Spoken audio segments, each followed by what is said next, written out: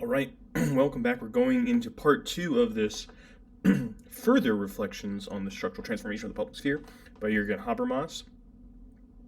And this is part four. This is where we left off last time. So if you haven't watched the previous video, you're not going to understand what's going on. But here he's going to start finally talking about the media system, what's unique about the media system today, and why things are different than they used to be. So the media system is crucially important if the political public sphere is to fulfill its role in generating competing public opinions that satisfy the standards of deliberative politics. For the deliberative quality of these opinions depends on whether the process from which they emerge satisfies certain functional requirements on both the input side, the throughput, and the output sides. So this is kind of like, maybe if you've done some kind of audio work or some audio engineering, this might sound familiar. Habermas got into a big argument famously in Germany with this guy Nikolaus Luhmann, who was a systems theorist, and thereby hangs a tale. We're not going to go into that. But he's kind of, one of the things that he's doing is thinking a little bit about, what if you thought about society as a system and with kind of different functions. He disagrees with Luhmann on a lot of things, but he's imbibed a little bit of that. He's trying to kind of work it in. And so he's thinking of this systematically or functionally. It's also a school of sociology called functionalism. A lot of American sociologists, Talcott Parsons is one of these people. So this is why some of that, if it sounds like engineering language, that's why it comes from this sociological tradition. Public opinions are only relevant if those from the ranks of politics, meaning people that are involved in politics, as well as the lobbyists and PR agencies of the functional subsystems.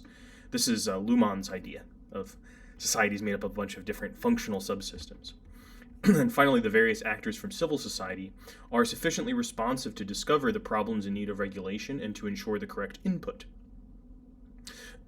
So if people are just kind of constantly, if the only thing we ever hear about is NBA trades and celebrity news, and we're just kind of like ignoring what's going on in the political system, then the media system is like not getting enough input in order to discover the deliberative stasis points that we would need in order to have a deliberative democracy in Habermas' sense.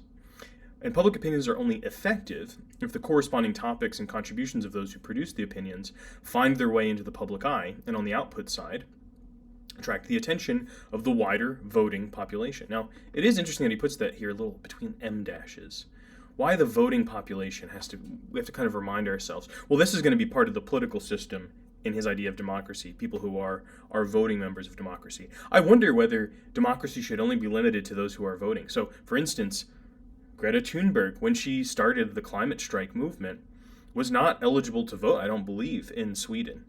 She wouldn't have been eligible to vote here either. Or Malala Yousafzai, who was too young. I mean, she was excluded from the political system entirely in Afghanistan, but part of a kind of attempt to create some deliberation there. So one thing that maybe he's ignoring is the importance of the non-voting segments of the population, which also includes all sorts of other people who are not citizens but who live in the country, all sorts of people.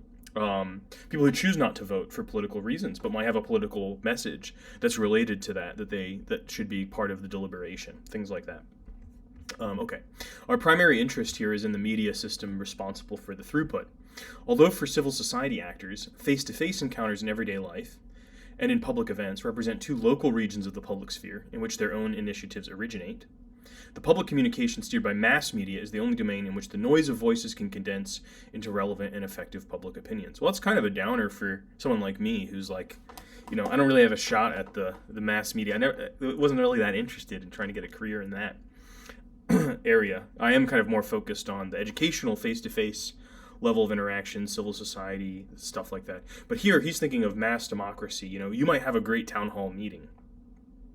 You might have a League of Women's Voters organization in your town, or the Democratic Socialists of America, or Young Republicans, or whatever it is that is really active in your town. But it's not going to matter to the questions of mass democracy. So that's where mass media becomes really important. It has a certain kind of way of course, reaching a lot of people, but also condensing the issues down into what's relevant. So there's a pressure and a responsibility that mass media has that we don't even have in our everyday deliberative discourse.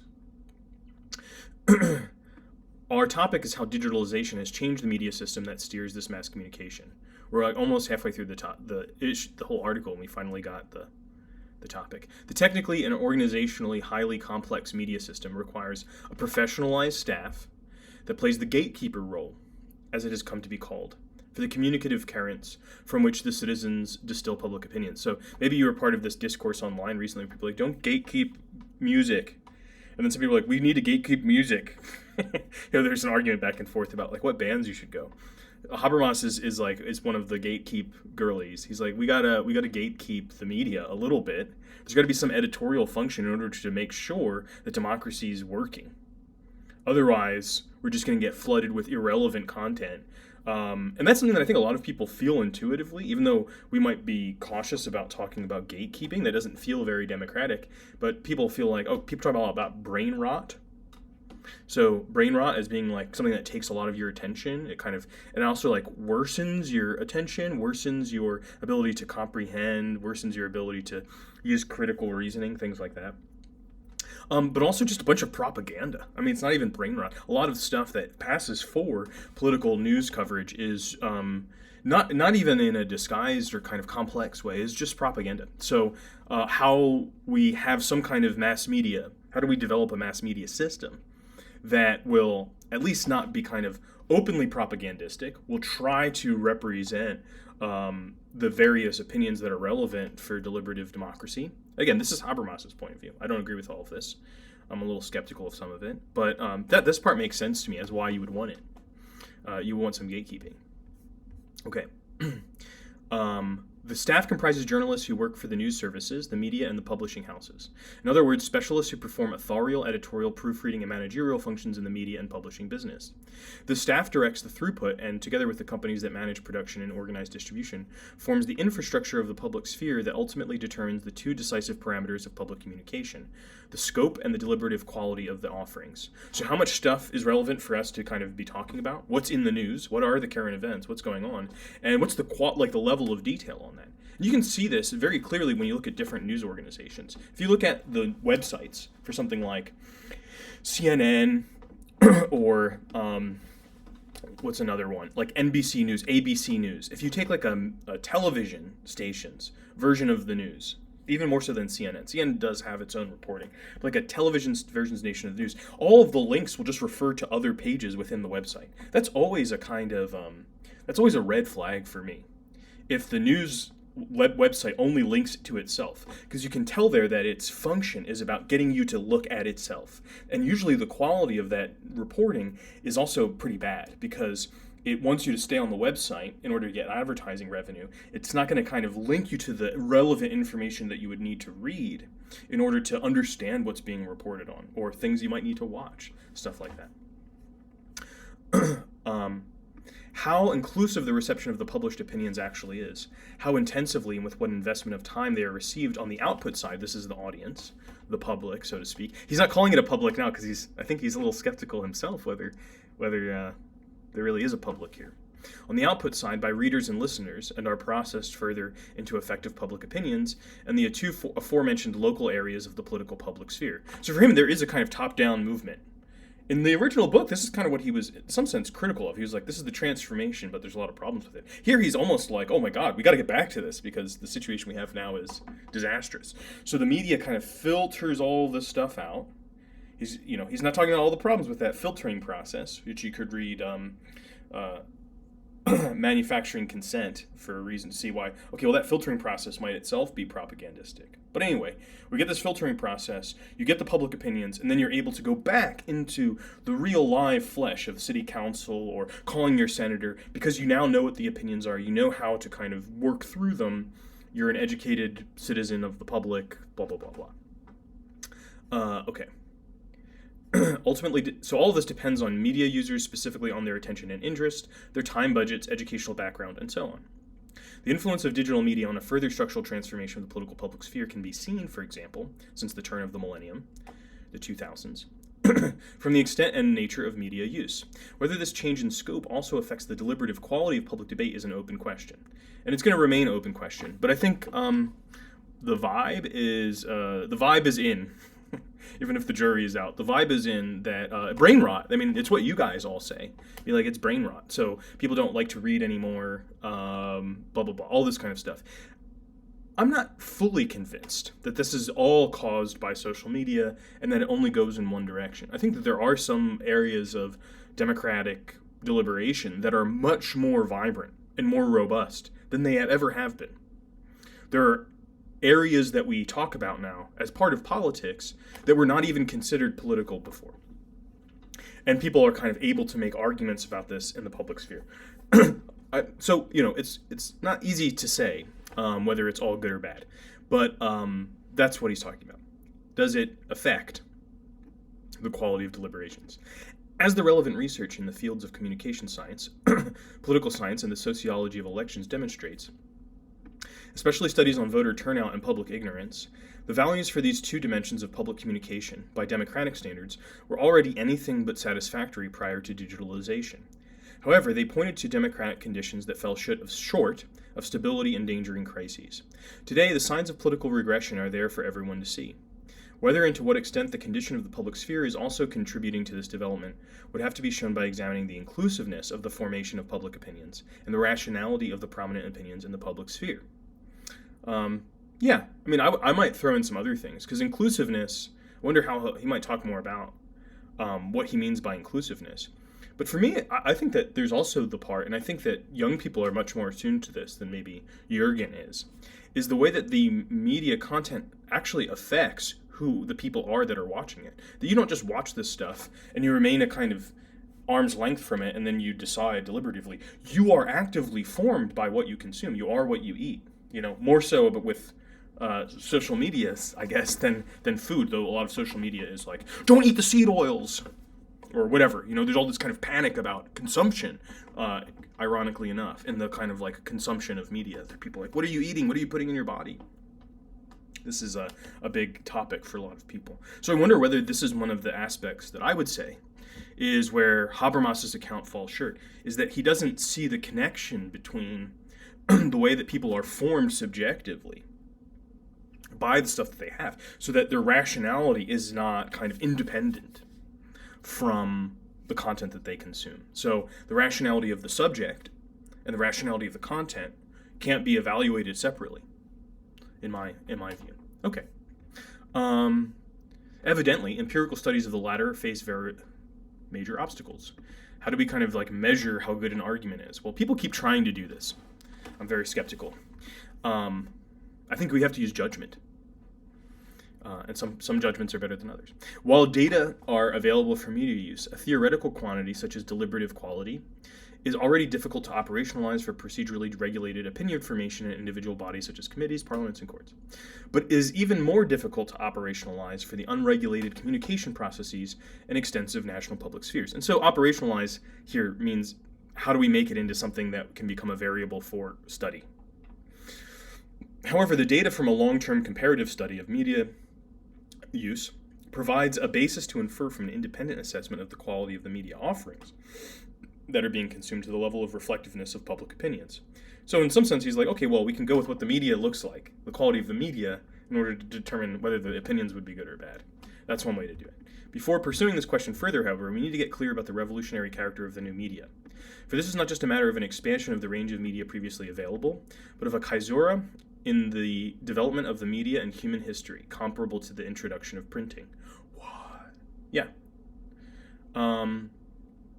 After the first evolutionary advance to recording the spoken word in writing, the introduction of the mechanical printing press in early modernity meant that the alphabetic characters became detached from handwritten parchment. Okay, this is a really abbreviated version of important histories that have been. Elizabeth Eisenstein wrote this famous book, and then people have complicated it with perspectives from other parts of the world and things like this about the revolutionary character of print. But for a long time, there has been an established kind of tradition that people began to think differently in light of print. And it's partly people thought differently because of the alphabet. There's this book called Preface to Plato, which is like Plato's really a question about medium, about the ability to write down speech, and a lot of what Plato writes, should be like re-seen this way in light of all of Greek culture and this kind of stuff, which is very interesting. But print is even different than just writing, because it allows for reproduction.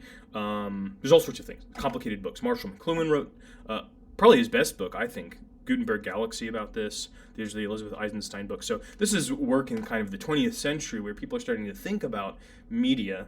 The medium is the message, as McLuhan said, kind of cryptically. But it's a good slogan for the idea that all of these scholars that are part of this have basically, at some level, accepted that the form of the media is at least as important to how we think as the content of the media. Okay. So, in recent decades, as a result of electronic digitalization, binary coded characters have become detached in a similar way from printed paper. As this further equally momentous innovation has unfolded, the communication flows of our garrulous species, blah, blah, blah, garrulous means we like to talk a lot, have spread, accelerated, and become networked with unprecedented speed across the entire globe, and retrospectively across all epochs of world history.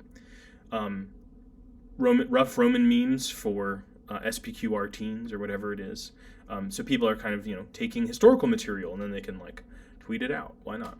With this global dissolution of boundaries in space and time, these flows have simultaneously become condensed, differentiated, and multiplied according to functions and contents, and have been generalized across cultural and class-specific divisions. Speaking of content going across cultures, one image that I think about sometimes was a Libyan young woman's Instagram account. And on her Instagram account, she would have stuff that if you didn't know that she was in Libya would be absolutely bog standard. It was this certain kind of here's my book and here's my coffee. And then what was fascinating to me was sometimes she would put a leaf in there. It would be a maple leaf. This is a plastic maple leaf. There are, as far as I understand, not maple trees in Libya. So she was looking at a certain genre of content, probably from the US, of it's autumn, it's kind of nice and cozy, and trying to replicate that in an environment where there weren't trees that had that. So it became kind of less spontaneous. So there's this weird way that genres get replicated in different parts of the world, and may change their meaning, may adapt their meaning, may create new meanings, all of this kind of stuff. And all sorts of weird things. There's also the case of I know with the last video I said Indonesian instead of Singaporean, but this one I really think is Indonesian, of these Indonesian women, mostly older Indonesian women, who would pour water on top of themselves while they're crying, sitting in mud. And they became extremely popular, these videos. It's what's going on? What does it mean that this is what tons and tons of people are kind of looking at and are attracted to? These videos of women just bawling their eyes out, crying in mud. Weird. So this is stuff that we need to think about for some reason. The innovative idea that ushered in this third revolution in communications technology was the worldwide networking of computers, as a result of which anyone could communicate from any place with anyone anywhere else in the world. Initially, the new technology was used by scientists. He's skipping over kind of an important thing.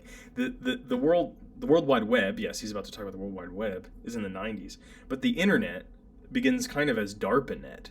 And it's a way of communicating that actually, I would say, begins more with the military. Yes, the scientists, but in the military. The idea of we need a redundant communication system in light of a nuclear attack. So if there's a nuclear attack somewhere, the whole grid won't go down. So had to kind of rethink the broadcast model, which would create a kind of center that would be a target for strategic bombing that would then take out all the communication. So you want to have a ton of different kind of a network, you might say, of communication, as opposed to a hub and spoke model of communication. So that was DARPANET, which later became the internet. There's lots of different kinds of genealogies and histories of the internet. People kind of put different moments at the start, but I think that one's kind of important as a way of thinking about why the internet might look the way that it does today. In 1991, the American National Science Foundation decided to make this invention available for private use, which meant that it was also available for commercial purposes. This was the decisive step towards the establishment of the World Wide Web 2 years later. There's one guy who kind of sort of invents this, Tim Berners-Lee, the World Wide Web. And I will write something in this document, if you're in my class, about this, why the World Wide Web is different from just the internet, which is different from just apps. That all of these terms get conflated for us, but these are different technologies, different ways of thinking about how we're communicating online. which created the technical basis for the logical completion of a development in communications technology that, over the course of human history, gradually overcame the original limitation of linguistic communication to face-to-face oral conversations and exchanges within hearing range. For many areas of life and activity, this innovation opens up undoubted advances. But for the democratic public sphere, the centrifugal expansion of simultaneously accelerated communication to an arbitrary number of participants across arbitrary distances generates an ambivalent explosive force. Ambivalent, it's a term from psychiatry. It's mostly associated with psychoanalysis. Today we just use it. But ambivalent, it's like a feeling that kind of is both. Like, what if you like both hate and love something? That's what so this is an ambivalent force. It kind of cuts both ways. For with its orientation towards the center, constituted by organizations that have the political power to act, the public sphere is for the time being limited to national territories. So the idea is the public sphere has to deliberate about things related to legislation and the law. And again, this is very much from Jürgen Habermas's focus on the deliberative. We talked in class about Aristotle's division of rhetoric into forensic, deliberative, and epideictic. And I think one of the other things that maybe is a shortcoming of Habermas's model is because he's so invested in the deliberative, he fails to see how there are democratic aspects to other discourses other than the deliberative. Because that's very much his model of democracy, but also of the public sphere. So I'd say one thing that's kind of happening today is, especially, like when TikTok was banned, all these people were going on Redno and Lemonade and all these other kinds of apps and being like, well, actually, I like what's going on in China, and some of the Chinese users are like, we like you too. And there's a kind of epideictic discourse of value. That wasn't about it wasn't necessarily a deliberative discourse of saying, well, here are the policies that are being considered in our country, and here's what we should do about it. There might have been some of that, but it was expressed more as an epideictic thing about, what we like, what we don't like, preferences, and things like that. Is that not part of democracy? It seems like it would be part of deliberation as well, even if it isn't always deliberative directly. There can be no doubt that the expansion and acceleration of opportunities for communication and the increase in the range of publicly thematized events has benefits for political citizens as well. The world has also shrunk on the television screens in our living room. The content of press, radio, and television programs does not change when they are received on smartphones. I wonder about that. I actually think that he's wrong on that, but whatever. What he's saying is, he's like, technically, when something is broadcast on television, the same thing as watching on your smartphone, but there is different production ideas, like the idea of how to produce television for someone that's watching it on a smartphone. They're no longer really thinking about it as television. So a lot of people have talked about how Netflix shows are now written with these scenes that become memeable, and that in some sense the writers are under pressure to kind of write memeable scenes that would be good for clips, and it maybe actually ruins in some sense the integrity of the episode, because you're trying to get to this thing that will work in a short form. And we know about Instagram Reels and YouTube Shorts and TikTok, all these kind of short form things. When you bring kind of news content, or you're developing content for that platform, and you have that in mind, I think that does change things actually quite a bit. So that's why I disagree with him. And when films are produced for streaming services like Netflix, this may lead to interesting aesthetic changes, but the changes in reception and the regrettable hollowing out of the cinema, see, he agrees with me about Marvel, have long been heralded by the competition of television. Okay. You tell me what you think in the comments. On the other hand, aside from its evident benefits, the new technology also has ambivalent and potentially disruptive repercussions for the political public sphere in the national context. This is a result of how consumers of the new media make use of the availability of limitless possibilities for networking, that is, of platforms for possible communications with arbitrary addressees. Arbitrary addressees is a kind of funny way of talking about followers. For the media structure of the public sphere, this platform character represents what is actually novel about the new media. For on the one hand, the platforms dispense with the productive role of journalistic mediation and the program design performed by the old media. Program design being welcome to NewsHour. There's a programmatic design. Today there are genres of content. Get ready with me. This is the one I keep going to because for some reason it fascinates me. Or here's a day in my life. But these genres are not. These genres are kind of, in a weird way, they might begin spontaneously, and then the algorithm shows that they're successful and people imitate them, and they're not being done by producers. I mean, at this point they might be. There's enough kind of people involved in some of these larger social media channels and accounts that there might be producers involved. But usually it's kind of done because people are like, oh, I guess this is what works, so I'll kind of do it this way. But sometimes they'll be like different lengths. They don't have the same kind of formatting of like they have to be 26 minutes or whatever, or an hour, 48 minutes with commercials, blah, blah, blah. Okay. They radically alter the previously predominant pattern of communication in the public sphere by empowering all potential users in principle to become independent and equally entitled authors. The new media differ from the traditional media in that digital companies make use of this technology to offer potential users the unlimited opportunities for digital networking, like blank slates for their own communicative content.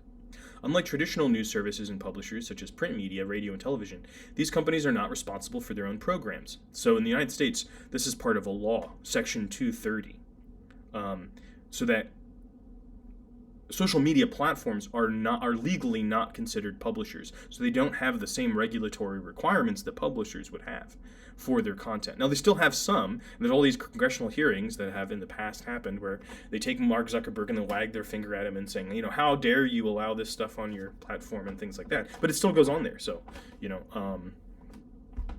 it's different. They neither produce nor edit nor select. But by acting in the global network as intermediaries without responsibility, who establish new connections and, with the contingent multiplication and acceleration of unexpected contacts, initiate and intensify discourses with unpredictable contents, they profoundly alter the character of public communication itself. Now, one thing that people used to talk about with YouTube was YouTube's algorithm used to prefer very long content. Like if the video is like 2 hours long, and YouTube would like push it, because then you would be watching for 2 hours. And then you'd be on the site longer, more ads. So that meant that like people who were talking for 2 hours into their camera and who were able to do that regularly would get lots of more followers. And the people who tended to be the kind of people that were talking into their cameras for 2 hours every day, maybe they're a little, maybe they're not they're not kind of like people who are very careful about what they say, and maybe they have some fringe ideas and things like that, but it starts to get a big following, and you're like, okay, well, other people are watching this with me. Now we have a community. But then things changed. It became more valuable for the social media companies to get more data on the users in order to sell that data to the advertisers. So now short form content is even more valuable because short form content allows them to see more about you. So all of this is kind of driven by ad revenue. It's not necessarily always, I think that there are probably some things close to conspiracies about how social media selects what content it pushes. Different social media platforms have different policies or lack thereof about different kinds of content. But there's also the way that things that are commercially driven determine the shape and the structure of public discourse in a way that seems content neutral, but actually ends up preferring certain kinds of content. Certain kind of content ends up being very amenable to very long form, and some to very short form. Some of it is better on your phone than on a big television screen. All of these kinds of things affect how people produce and consume social media news content today, and therefore the public sphere. So these companies, as it goes without saying, have immense power in shaping our public discourse. And they're not well regulated.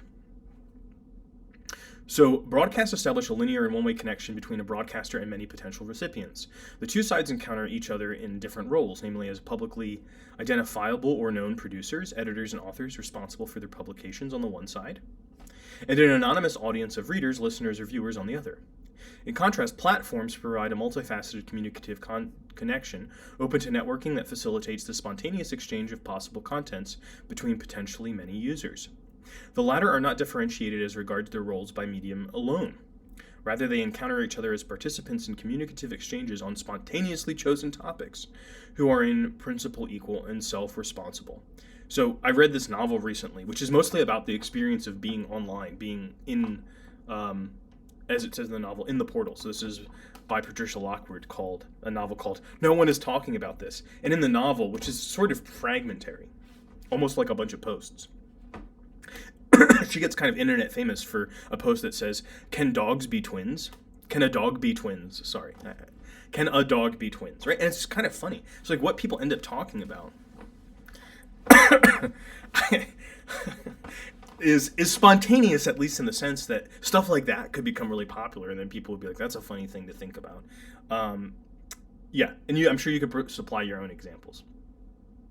Unlike the asymmetrical relationship between broadcasters and recipients, the decentralized connection between these media users is reciprocal in principle, and its content is unregulated because professional filters are lacking.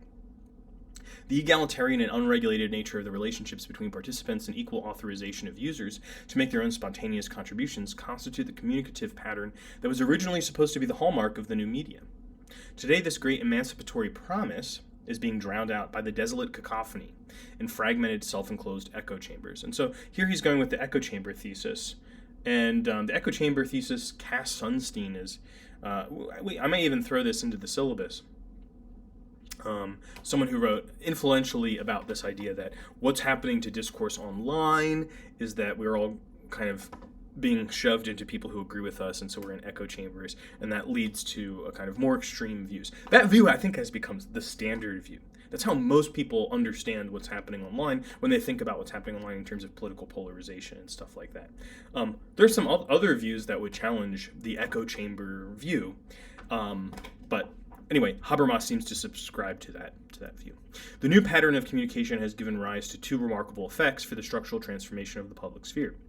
At first, the new media seemed to herald at last the fulfillment of the egalitarian, universalistic claim of the bourgeois public sphere to include all citizens equally. So it seems very democratic. We all can post. We all can read. We can all respond. I can DM somebody until they block me. These media promise to lend all citizens their own publicly perceptible voice and even to equip it with mobilizing power. They would free users from the receptive role of addressees who chose between a limited number of programs and would enable every individual to make his or her voice heard in the anarchic exchange of spontaneous opinions. But the lava of this at once anti-authoritarian and egalitarian potential, which was still discernible in the Californian founding spirit of the early years, soon solidified in Silicon Valley into the libertarian grimace of world-dominating digital corporations. This was written in 2022, so not that long ago. But I would say recent events have put a finer point on the way that Silicon Valley has dominated the public sphere. So people like Peter Thiel, Elon Musk, Mark Zuckerberg, Jeff Bezos, we know all of these names, which is in itself sort of remarkable. There's a lot of billionaires we don't know the names of. You know, you go look at a list of billionaires, but the tech billionaires we know, they're part of the public sphere in a weird way. Peter Thiel may be the least, he's one of the more important ones, but maybe the least well known. He's not as much of a public figure, but he's a public figure. And the relationship between these public figures and the state keeps shifting. Sometimes they're kind of on the outs. And so this is interesting to kind of see how the Republican Party has related to the tech sector in recent years. A lot of times the Republican Party has been at the forefront of criticizing Silicon Valley power and talking about how they are silencing conservative voices, that they're all kind of all liberals. Things have recently shifted quite a bit. So Lena Khan, who was served in the Biden administration, was going for all these antitrust suits against all these Silicon Valley companies, which, as you can imagine, Silicon Valley companies did not like. Google, Amazon, they weren't a big fan of this. And, the money starts kind of flowing.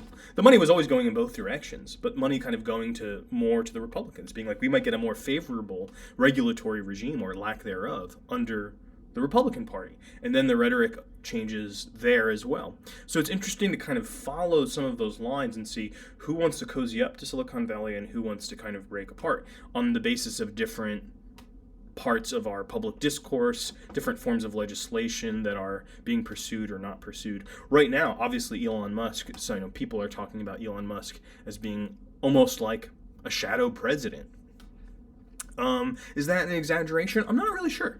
I don't really know. Well, I think we'll have to wait and see a little bit more. But Elon Musk being literally, apparently, the most wealthy man in the world, a Silicon Valley guy, and potentially, in charge of state power, puts a fine point at some level of state power, puts a fine point on where this has gone, even within the 2 years that this was written.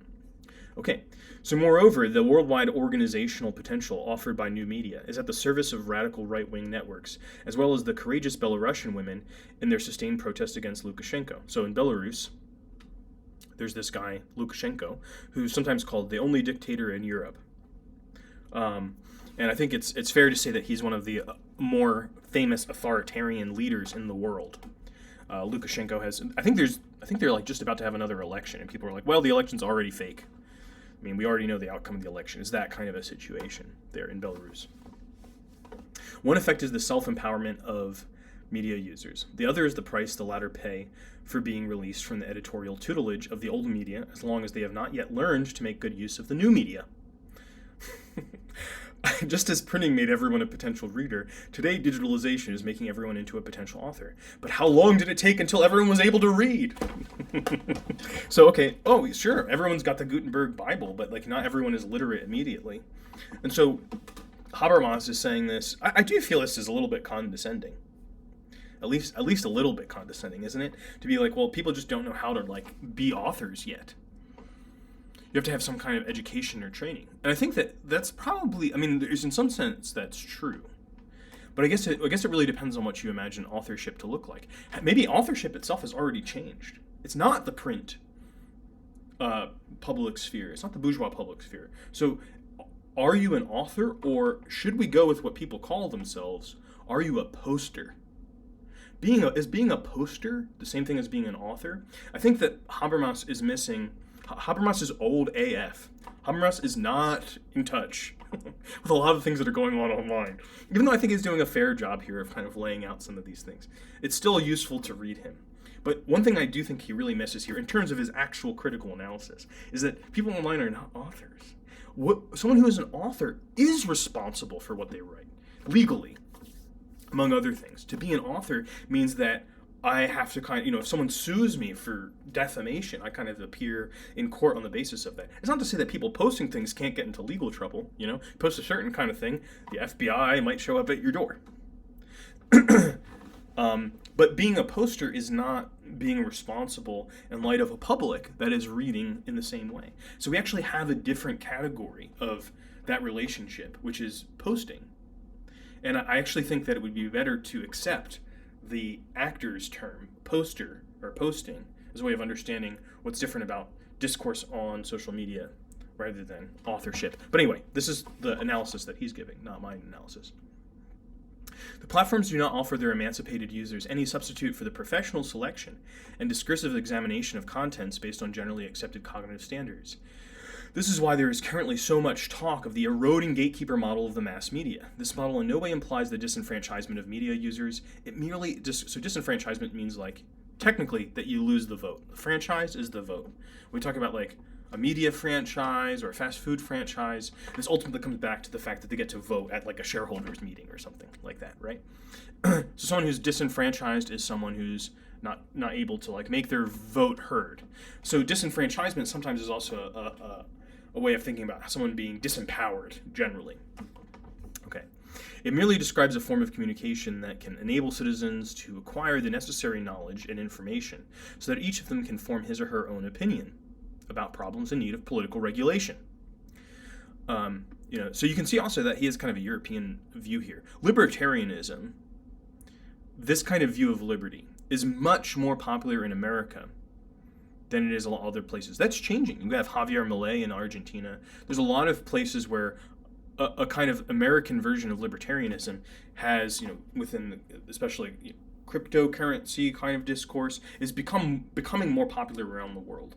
But I would say that the idea of being free as being free from the law for a lot of, especially Europeans, looks kind of basic. Looks like a kind of misunderstanding of what freedom involves.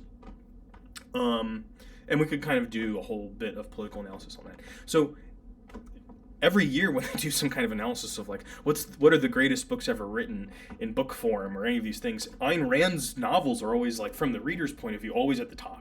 Atlas Shrugged is the greatest novel of all time. Libertarianism here has a much larger public status, where we have people like Paul Rand, or Rand Paul, Rand Paul, named after her, right? So this discourse is very powerful. Here, he's just like, why even have a public sphere if we're not talking about the things in need of political regulation? Missing, I say this as an American, missing that a great deal of politics is about some people saying that we want to get rid of regulations, that you want to deregulate, rather than what kind of regulation should we have. So what kind of regulation should we have? That's very like EU centric. What's the best regulation? Here, I think, should there be any regulation at all, is much closer to the heart of political discourse in America. And I think it's becoming more like that in other parts of the world, as for lots of different reasons. Okay. The author role also has to be learned, and then as long as this has not been realized in the political exchange and social media, the quality of uninhibited discourse shielded from dissonant opinions and criticism will continue to suffer. It's not my job to educate you. Okay, well, if I'm an author rather than a poster, it literally is my job to educate you. There's really no other reason for me to be writing. So when people say this online, it's not my job to educate you. Habermas might see that as like, well, they don't understand that they're an author in this situation. I would say they're not an author, they're a poster, and this is a different form of relationship between reader and writer, where we are kind of equivalent posters on social media, and we're counting each other almost as if we're speaking to each other, more than we are as I have a kind of responsibility to help you form a public opinion on this topic. That's not really what people do most of the time when they write on social media. Even people who are journalists. If you follow journalists on social media, the way that they write in their social media posts is different, usually, from how they write when they write journalism. So, this is what gives rise to the danger of fragmentation for political opinion and will formation in the political community in connection with a simultaneously unbounded public sphere. The boundless communication networks that spontaneously take shape around certain topics or individuals can spread centrifugally. Fugue means flying, so we're kind of moving away from the center, while simultaneously condensing into communication circuits that dogmatically seal themselves off from each other. Then the trends toward fragmentation and the dissolution of boundaries reinforce each other to create a dynamic that counteracts the integrating power of the communication context of the nationally centered public spheres established by the press, radio, and television. Before going into this dynamic in greater detail, I would like to review how the share of social media and the overall media offerings has evolved. He keeps doing this. Before I do this, we're almost at the end of the piece, bro. How much more do we have? Actually, a fair bit more. I'm probably not gonna be able to get through all of this. I'll try to go through this last section, but I'm gonna abbreviate some of it because I don't have time to read all of it to you aloud. Empirically speaking, the impact of the introduction of the internet and of social media in particular on the formation of opinion and will in the public sphere is not easy to circumscribe.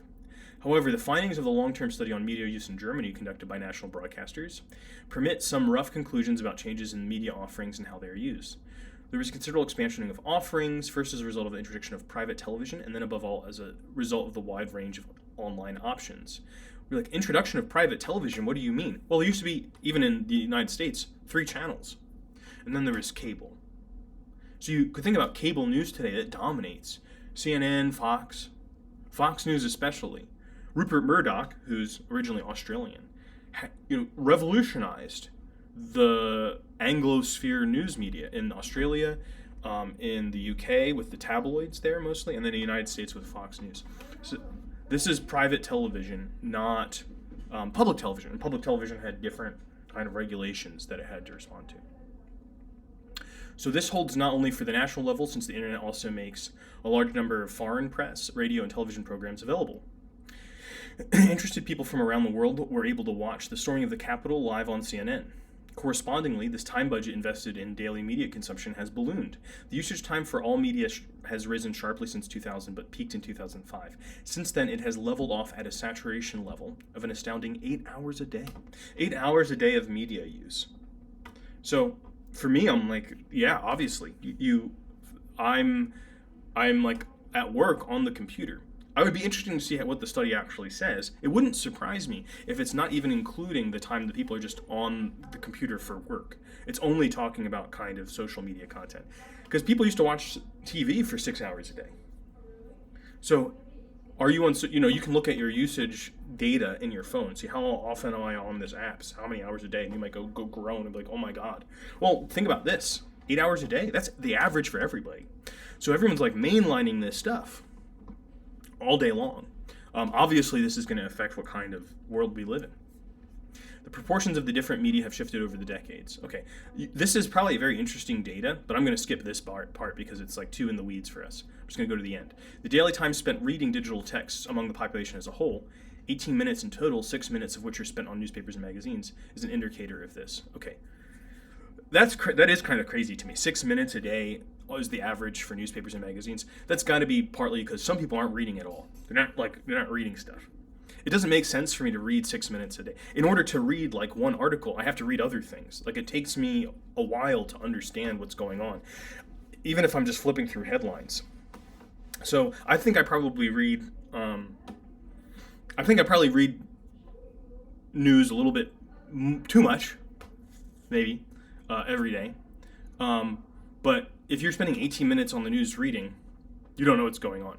So probably 30 minutes would just be enough to just contextualize the information that you have. But if you watch a video, you feel like you have a lot more context because there's someone there talking to them. Like, let me tell you how it is. It feels like you've got a lot more information. But you're reading a lot more information than you're watching. So even though people are spending more time with other forms of media, it doesn't mean that they have more information at all. Okay. The most recent representative Eurobarometer, this is like a public opinion thing for the EU, of the populations of the 28 EU countries, which was conducted at 2019, confirms the current scale of the availability and use of various media. On a daily basis, 81% of respondents use television, 67% the internet, 47% social media, 46% radio, 26% the press, compared to 38% proportion of daily newspaper readers in 2010. So the press, we only got about a quarter of people in Europe that are daily looking at the press. It's hard to say, does internet here, 67% who are using the internet, does that include people who are reading newspapers in digital formats or like reading the news online? Yeah, maybe that's part of the difference there, but anyway, that still is a difference because reading a newspaper online is like I very rarely read the newspaper all the way through online. Like I don't go to the New York Times and like read every article. It's not even clear how to do that. In a newspaper, you have to flip to a different page and then flip back. Story continued on A17, and you go from A1 to A17. This is an experience that people who've read newspapers, you might never have had if you've never read a physical newspaper. It's probably good to try it out. But you have a sense of having read the whole thing. In the digital sphere, like there's no real beginning or end. You're just kind of in the middle of it. So it feels more fragmentary, even at a psychological level. So I think it is pretty different for lots of different reasons. Different for economic reasons, etc. Okay, I'm going to skip all of this, though. This makes another trend all the more striking. Evidently, the increasing infiltration of the public sphere by fake news. It's a fake! Especially the spectacular development towards a post-truth democracy that became the alarming normality in the U.S. under the Trump administration, has also reinforced distrust in the media in Europe. Quelle horreur! 41% of respondents doubt that the reporting of the national media is free from political and economic influence. 39% of respondents explicitly affirm this distrust with regard to the public media that today form the backbone of a liberal public sphere, and as many as 79% claim that they have encountered distorted or false news. Yeah, these data provide information about the changes in the spectrum of available media and their use. However, they only provide indirect indicators of the quality of the public opinions. Therefore, I must confine myself to educated conjectures. On the one hand, the dramatic loss of relevance of the print media compared to the dominant audiovisual media seems to point to a declining level of aspiration of the offerings, and hence also for the fact that citizens' receptiveness and intellectual processing of politically relevant news and problems are on the decline. So, things are looking bad, fam. This diagnosis is confirmed, by the way, by how the politically leading daily and weekly newspapers have adapted to the colorful format of entertaining Sunday newspapers. So this is not as relevant to the American context, but you could think about the tabloid form, the way that the New York Post kind of makes the news look. There's like that big picture and that big kind of provocative headline. In German context, there's this tabloid called Bild. And Bild is kind of like, in some sense, people really look down on it, for a while. They're like, oh, that's tabloid trash. Well, more and more of the press in Germany is kind of like adopting that model because they're vying to get eyeballs, they're vying to get readership. So it's the tabloidization of the press is one way to think about what he's complaining about here. On the other hand, the participant observer finds daily evidence that what is left of the more sophisticated national newspapers and magazines still functions as the leading political media from which the other media, especially television, continue to take over their reflected contributions and authoritative positions on the main topics. So that filtering process of saying, even though these people are kind of like, in sort of sense, parasitical on more professional news outlets, at least they're kind of, because they have these like chop shop versions of like, quick, get it to the press, we need like 30 articles a day, because they are basically just like plagiarizing other news outlets. You're getting some version of that, right? However, mistrust in the truth, seriousness, and completeness of the programs is increasing among the general population in Germany, even though the two leading public television and radio channels continues to ensure a reliable supply of news and political programs. Probably the most relevant example for the American context is InfoWars. So InfoWars, which is downstream from the mainstream media, would take mainstream media stories, but then kind of digest them in this kind of acid of cynicism, suspicion, paranoia. Most famously now, the Sandy Hook shootings, which Alex Jones has now had to kind of pay out in the millions in lawsuits from what he said about this, that this was all fake. So then the story became how the news itself was a fake story. But it allowed him to produce huge amounts of content, many, many hours of content, many people calling it, and many people becoming convinced that the horrible death of all of these literal children was faked as a plot to, I don't really understand what it's supposed to do. I guess it's supposed to make you not want to have a gun or something. It wasn't really clear to me. Maybe I should watch more InfoWars, but yeah, this is the kind of thing that is also happening elsewhere in the world. This general picture suggests that on the one hand, the diversity of the media on the supply side and a corresponding pluralism of opinions, arguments, and perspectives on life fulfill important preconditions for the long-term formation of critical opinions that are immune to prejudice. But that on the other hand, the increasing dissonance of a strident diversity of voices and the complexity of the challenging topics and positions is leading a growing minority of media consumers to use digital platforms to retreat into shielded echo chambers of the like-minded. What's your opinion about AUKUS? What's your opinion about the START programs? How do you feel about the level of PFAS in the water? The complexity of the issues that you might need to know about is overwhelming. And at a psychological level affects people of being like, I feel stupid, I feel overwhelmed, I feel scared, I'd rather watch something else. And I think that's the most common attitude today towards the news media is, I'd rather not. I'd rather avoid it. Okay. 6, really quickly. The description of platforms as media offerings for networking communicative content across arbitrary distance is in view of far from the neutral performance of algorithm-steered platforms such as Facebook, blah, blah, blah. If not naive, at least incomplete. For these new media are companies that obey the imperatives governing the valorization of capital and are among the most highly quoted corporations on the stock exchange. They owe their profits to exploiting data, which they sell for advertising purposes. These data consist of information that accrue as byproducts of their user-oriented offerings in the form of personal data their customers leave behind on the internet, now subject to formal consent. Partly because there are EU regulations about that. So when you have to kind of like accept cookies or deny cookies, that's because of stuff from the EU, not really stuff from the US, but we're downstream from that regulation online. Newspapers are also generally privately owned companies that are financed to a large extent by revenues from advertising. But while all the old media are themselves advertising vehicles, the kind of value creation that has provoked criticism of surveillance capitalism feeds on commercially exploitable information that is randomly captured by other services and in turn enables individualized advertising strategies. On this algorithm-controlled path, social media also foster a further advance towards the commodification of life-world contexts. What's the life world? That's like everyday life. What's the commodification of life-world contexts? Get ready with me. Every single genre online, and I think that this is something that might be difficult for some people to look at, because you spend a lot of time online looking at this stuff that feels like a safe haven from the rest of the world, and it feels comforting. And you maybe even have a parasocial connection to some of the influencers that you watch.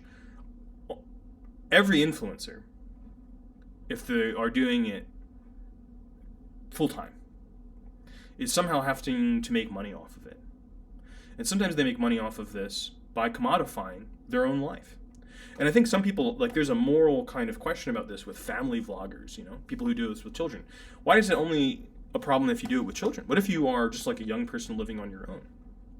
And you're talking about your favorite this or your favorite that. You're kind of doing ads for your life. You're showing kind of your consumptive habits and recommending them to other people in your audience. So if you just did this as a little exercise, as you were watching your favorite kind of influencer content and saying, how many times do they mention a product or a service?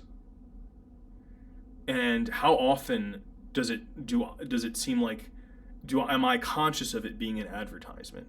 You might start to see that there's a kind of blurred line of the commodification of the life world context in the way that we talk. But it's also, since if we're consuming all that content, the way we talk to each other, like, what are our conversations about? How often are the conversations in my real life about something that is a product or a service? Well, this includes things like films, shows. How often am I talking about something that isn't actually a commodity? Sports? Yeah.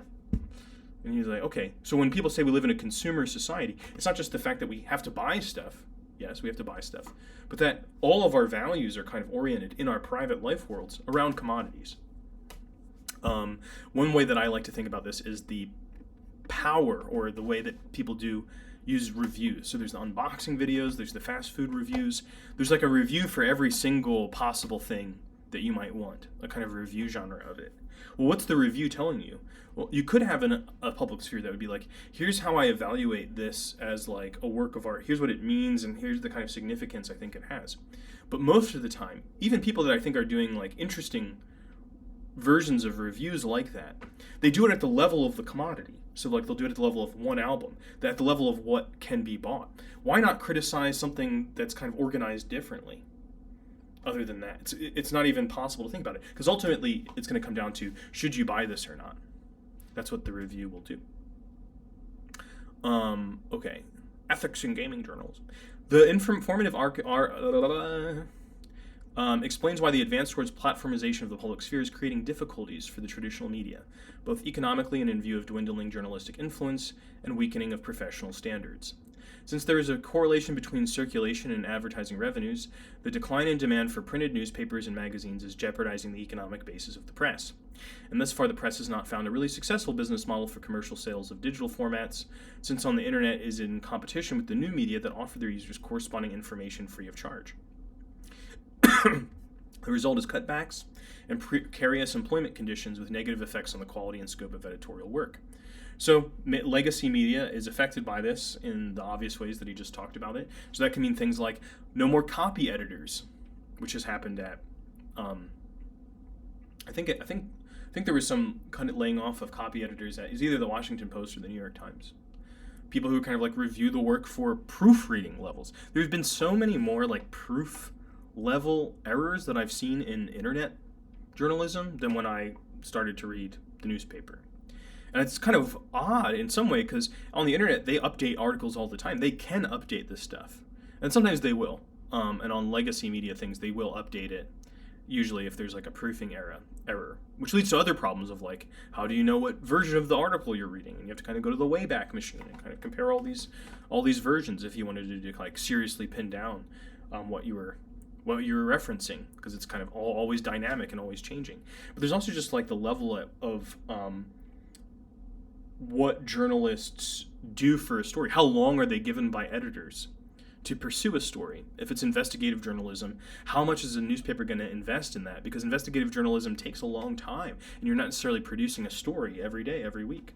So if you're trying to keep up with the pace of content creation as opposed to legacy journalism, you're going to favor the stuff that produces more stories as opposed to the stuff that produces better stories.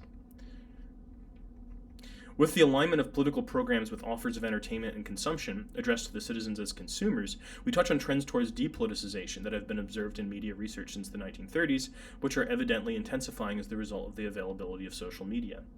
Only when we turn our attention away from the objective side of the expanded structure of the media and its transformed economic basis, toward the side of recipients with their changed modes of reception, do we touch on the central question of whether social media are changing how their users perceive the political public sphere. Of course, the technical advantages of commercial platforms, and even of a medium like Twitter, that compels its users to produce concise messages, well, at one point it did, offer the users benefits for political, professional, and private purposes. But these advances are not our topic. Our question is rather whether, through the changed mode of use, these platforms also prompt a kind of exchange about implicitly or explicitly political views that could influence the perception of the public sphere as such. Staub and Thiel refer with regard to the subjective aspect of the use of new media to Reckwitz's theory of society of singularities, and in particular the incentives that the activating platforms provide their users for narcissistic self-presentation and the staging of singularity. Okay, so this is kind of an academic way of saying everyone is kind of, obsessed with themselves online, generation selfie, this kind of stuff. But that this is actually a structural effect of the way that the platforms are designed. And so we make a clear distinction between individualization and singularization. I talked about this in class. That is between the distinctiveness that individuals acquire through their life history and the visibility and gain in distinction they can achieve through spontaneous contributions on the internet. Then the promise of singularization may be the correct term for influencers who court the approval of followers for their own program and reputation. Be that as it may, when it comes to the contribution that social media make to the formation of public opinion and will in the political public sphere, another aspect of reception seems more important to me. As has been frequently observed, the spontaneously self-directed and fragmented public spheres that split off from the editorial or official public sphere and from each other generate a pull towards self-referential reciprocal confirmation of interpretations and opinions, so that echo chamber kind of thesis. If, however, the experience and perception of those involved in these milieus of what was hitherto called the public sphere and the political public sphere were to change, and if the hitherto customary conceptual distinction between public and private spheres were to be affected, this would necessarily have far-reaching consequences for the self-understanding of internet consumers as citizens. For the present, we lack the data to test this hypothesis. Okay, well, I'm willing to be kind of bold and say, yes, the distinction between private and public spheres has been deeply affected by social media. And most people online don't feel like they've entered some kind of rarefied space. They don't have a sense that it's like that different from, because you're like looking on the internet and you see like pictures of shrimp Jesus produced by the AI, and then someone kind of in the comments is talking about some political issue that affects them and you're responding to it. There's no kind of demarcation between the personal and political, like all this stuff is mixed together. And one way you can see that is the way that our political sphere, in the most official sense, the elected public officials, have become more and more celebrities. Of course, we have Donald Trump. You can also think about Zelensky. Zelensky was a comedian. He was famous for a television show. In the television show, he played a comedian who became the president. And then he was a comedian who literally became the president.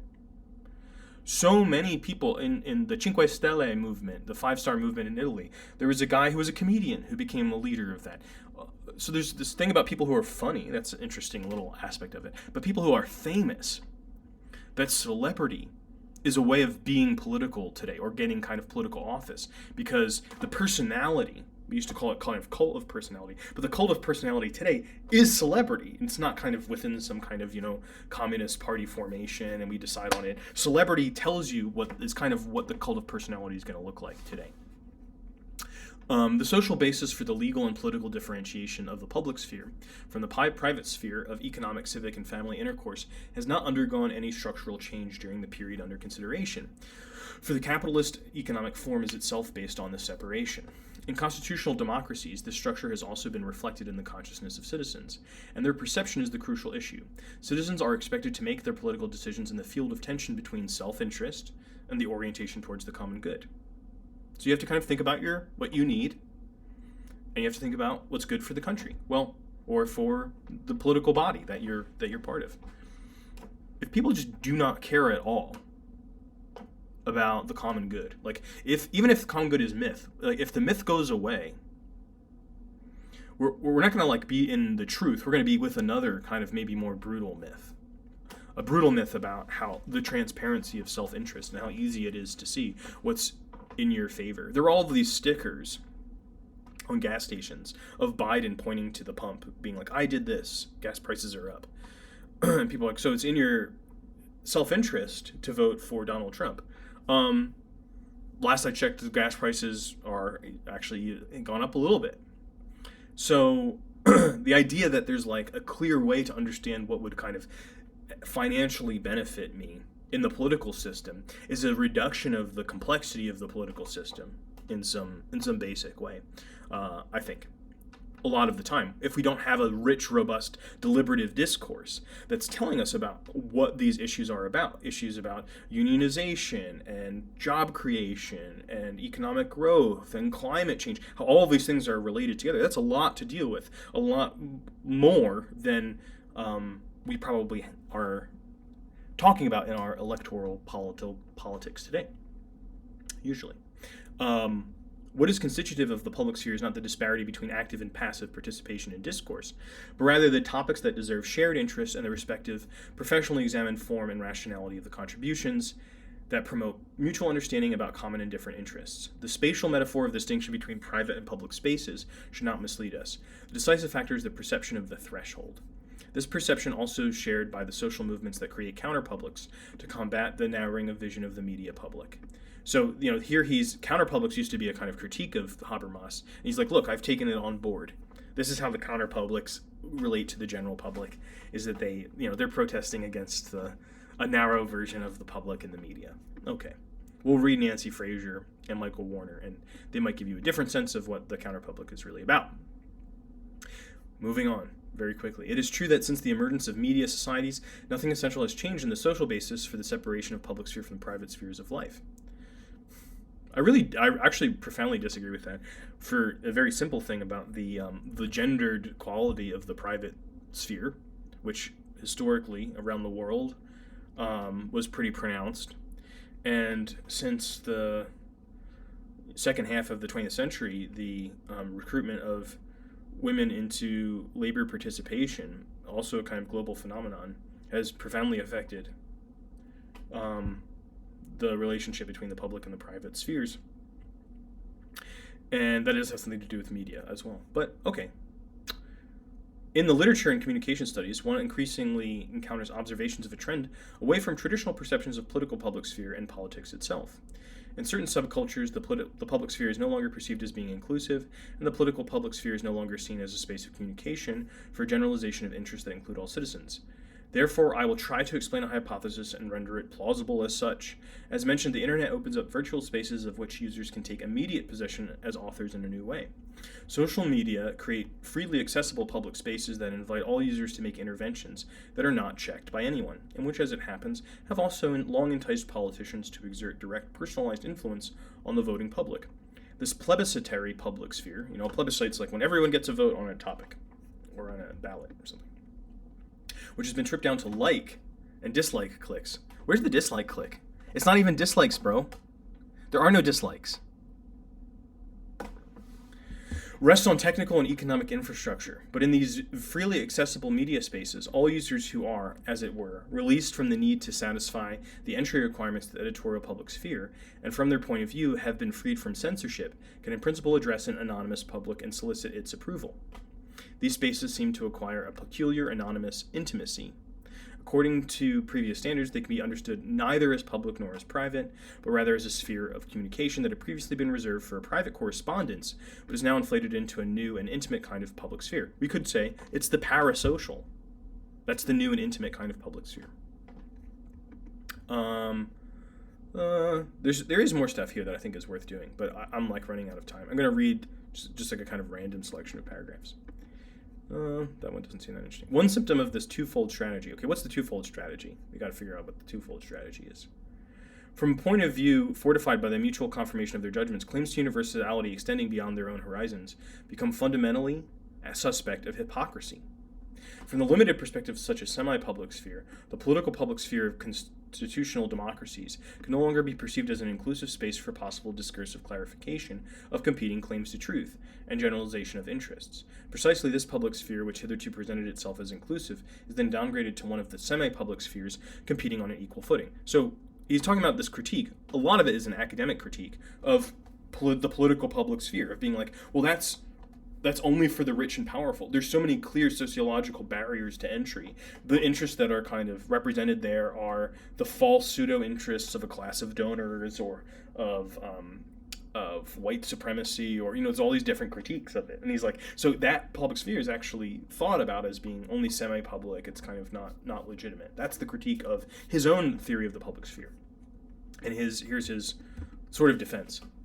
One symptom of this is the twofold strategy of spreading fake news while simultaneously combating the lying press, which in turn unsettles the public and the leading media themselves. But when the shared space of the political degenerates into the battleground of competing publics, the democratically legitimized state-enforced political programs provoke conspiracy theories, as in the case of the anti-coronavirus demonstrations, which are staged in a libertarian spirit but are in fact driven by authoritarian motives.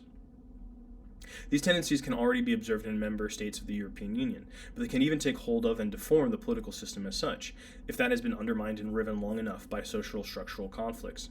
In the United States, politics has become trapped in the maelstrom of persistent polarization of the public sphere after the administration and large sections of the ruling party adapted to the self-perception of a president who was successful in social media and sought the plebiscitary approval of his populist following on a daily basis via Twitter.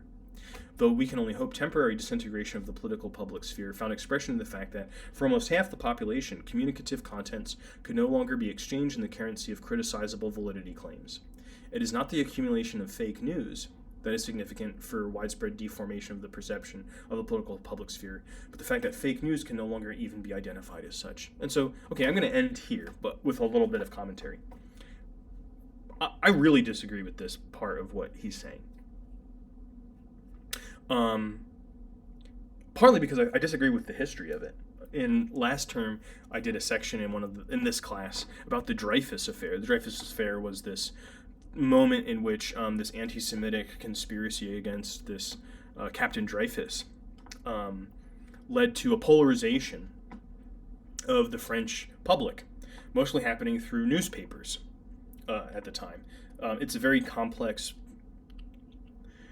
aspect of public communication, but this polarization into Dreyfusards and anti-Dreyfusards, as well as all the actual events surrounding Dreyfus's case and imprisonment on Devil's Island.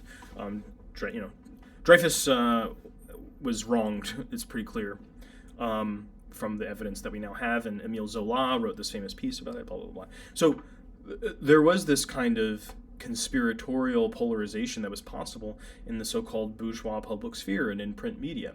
So I don't think that's what's different. And the fact that fake news can no longer be identified, I don't know what he thinks made it identifiable at any time. There have always been propaganda and lies in the public sphere. It always has been. I think what is disturbing to the Habermasian kind of attitude towards the public sphere is the public sphere has lost a certain kind of dignity. There's a certain kind of seriousness that was supposed to go along with what would happen when we were dealing with this. Because that sense that what we were doing was important and part of a larger democratic project, a certain kind of civic, almost religious value that organized communication there has been gone. And I think for a lot of people around the world, not just in the United States, Trump represents this. But also figures like Duterte and Viktor Orban, people who, on the one hand, do have a kind of tendency towards authoritarian politics, but also have a communication style that is indecorous. It doesn't kind of follow the norms of communication. But I actually personally think that this is the wrong attitude to thinking about what the problem is. Because I think that the problem had been there all along, and the legitimacy had been lost long before the communication of that legitimacy's loss empowered various kinds of so-called populist movements. That the legitimacy of the public sphere is that people did not find themselves identified with that project for a long time, but they didn't have any alternative because no one presented one. So one thing that I would think about that might be useful for you to think about as you're working through this is, are there any aspects of the digitalized public sphere today that you think might be, not necessarily bring us back to the public sphere that we used to have, but might be kind of images of a future, of saying, if we had more of this kind of thing developing, or this kind of thing developing in a way that would be a little bit different, that we would get to a kind of version of a public sphere that could exist in the digitalized version. And that might be very different.